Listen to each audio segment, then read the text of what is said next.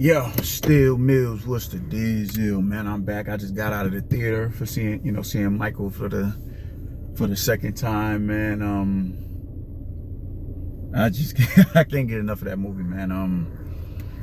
I can't. It's just, oh my God, what a phenomenal piece. What a God status of a human being, as close to God as we gonna get as a human being, man. That dude just.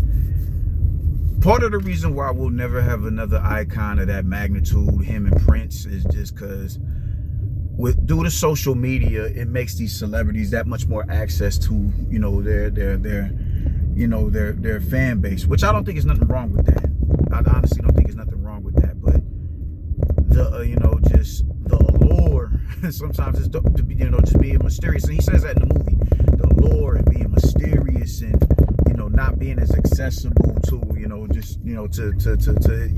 your fan base, coupled in with just how incredible you are as a songwriter and as a performer and just monumental of a human being. We're just not gonna have anybody of that magnitude ever, man. It's just not gonna happen. It's just not gonna happen, man. It's just not going to happen. This dude has the this dude has the his album, his sophomore album is the best-selling record of all time, man. That is 70 million global. Y'all can't even begin to fathom. For the people who are younger than me, you know what I'm saying? I'll be 40 in August, so just everything was just so oh my God, and I think that these entertainers of the day, these musicians or whatever, they really need to revert back to how cats operated back in the 70s and the 80s and the 90s and even in the 60s and the 50s and shit, for them to become the iconoclast acts that they were. Go back to what made them as successful as they were, just cultivate the talent that they talent is manufactured today. It's not organic. You dig what I'm saying? These people today is just, they're not gonna produce the best singers. The singers is gonna hit a certain. If they can't hit a note, whatever machine they got to concoct in the studio, they can make them hit that range. So when it's time for them to sing live, they just can't do it. You know what I'm saying?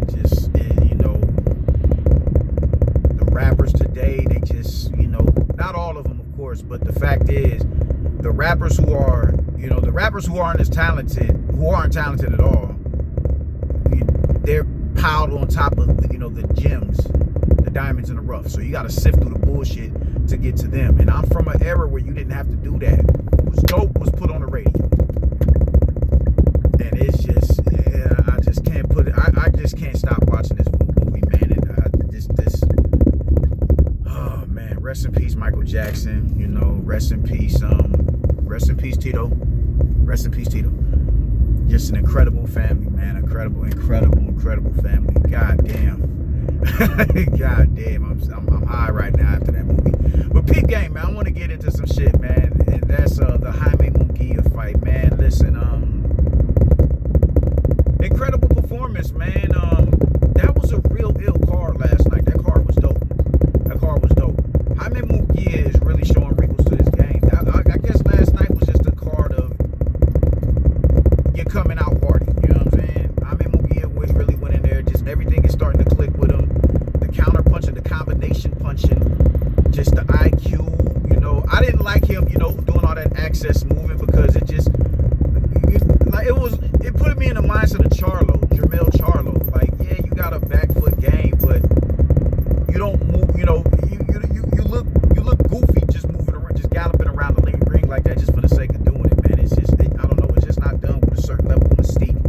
It just looks like you're just moving around for the sake of moving around. It's like, you're not trying to, capitalize off the movement. You're just moving around for the sake of moving around. So I didn't like that, and neither did the crowd. But once he set his feet once again, he didn't have to do all that access movement, man. He's working behind the jab, and he's setting up traps. He's walking you into shots, and he's seeing your shots coming from a mile away, and he's capitalizing on it.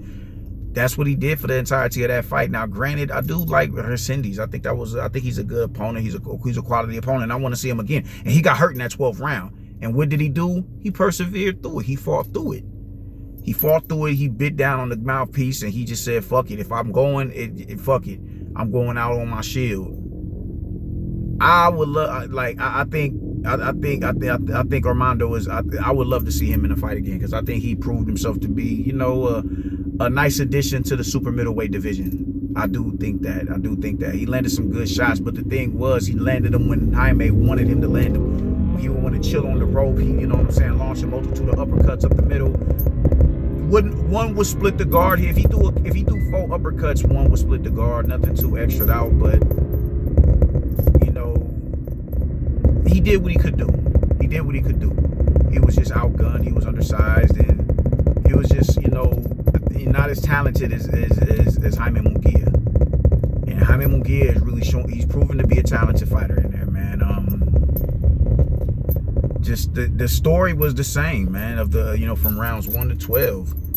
Rounds 1 to 12, man. He countered effectively. You know, really controlled the distance, dictated the pace of the fight. He engaged when he wanted to get engaged. You know, when he wanted to counter, he would draw that man's hand out, slip it, and make him miss and make him pay. In combination, he was throwing heavy leather in that ring, man. So, shout out to Jaime Mungia. Congrats on becoming a 2-division world champion. Now, who do you go to next? Who do you fight next, man? Me, you know, I was on, saw my man Christos Morris. Christos Morris. He's on my Facebook page, but I was talking to one of my guys. I was like, yo, I would like to see him in there with Lester Martinez, and he said the same thing on my Facebook page after I said that to one of the homies over, a conversation on, through voice chat or whatever. And I'm like, I would love to see that fight. Before I put him in there with someone like Oslasey Glacius, just because of his feet, his maneuverability, I think Jaime would struggle with that a little bit more. So the best way to prep him for that is put him in front of somebody who doesn't have an abundance of movement.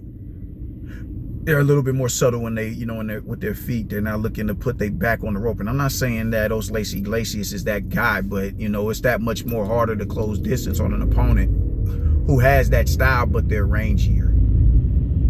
Lester Martinez is about 5'11", 5'10". Oslasey, I think he's about 6'2", between 6'1" and 6'3". So let's make that fight happen right there, man. This is one of the deeper divisions in the sport, man. This division is deep as fuck. Junior middleweight is deep as fuck. Heavyweight is deep as fuck. 140 and 135 is deep as fuck. Let's get these fights going, man. Let's get this shit going. Let's get this shit going. Let's get this shit going. You don't need a soft touch after this fight. At this point, if y'all trying to do the legacy thing, it's time to go, go balls to the wall. And you've had more than enough tune-up fights anyway, man. As a middleweight, they was just throwing you little soft shoe ass fights. You started to really take your craft a little bit more serious as you stepped into the super middleweight division. You came up, you fought Sergey Derevianchenko, which was a good, that's a credible fight to have on your resume when you're trying to build your rep. They threw you in there with John Ryder, Canelo, and then Eric Basinian, and then you got did what Bruno Saraz did what he did to you. You avenged the loss, and then you came back and you fight Toro. And Toro is off his best, his best career win in front of Caleb Plant. It's time to really bet. All right, cool. Let's add official sizzle to this division. Let's make it that much more. At this point, everybody in that division really needs to lock in on what we can do to keep this division alive. You dig? And let's fight for who's going to be the next face of this division. Because Canelo ain't got long. He doesn't have much time left, man. He doesn't have long. So who's going to really go for it? That matters, man. And Jaime is definitely a factor in the division, man. He's game for everybody in the division. Everybody. So congratulations to Jaime Mungia. Who would I like to see, her Cindy's in there with? We can put him in there with someone like, I don't know, who will we put him in there with? Put him in there with someone like a Lele Sajo. Put him in there with someone like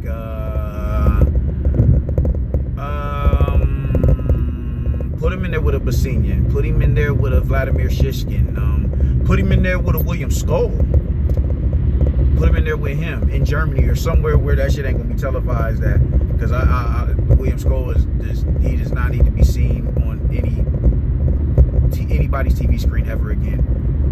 You know, but put him on there, let him get back in the winner's bracket, and let's see what he does after that, man. But nonetheless, incredible fight for the both of them, man. And I'm not gonna talk about this movie no more after the day, but I implore anybody who has not seen Michael, go fucking see that movie. Go see it. Just, oh my God, man. Oh my God. For you celebs, you get back to the mystique. I'm not saying just completely, isolate yourself away from your fan base and your supporting base, man, but having a sense of mystique to you does add to the allure of, and the gravitational pull that you have within that fan base. It honestly does, man. And get back to being organic as far as talent is concerned. The manufacturer shit has got to go. For the love of God, it's got to go. It's got to go. After this movie, everybody really needs to be inspired by this movie to say, yo, what is it that he did for him to reach the heights that he reached?